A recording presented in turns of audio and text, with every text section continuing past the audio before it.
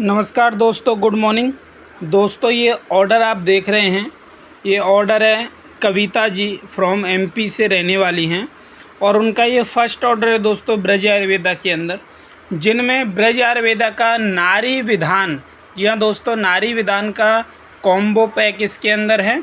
Weight loss का treatment 1 महीने का, पेटारिस्ट और पंचारिस्ट, ये कब्ज गैस एसिडिटी की समस्या के लिए ब्रज आयुर्वेदा का बहुत टॉप का प्रोडक्ट है दोस्तों।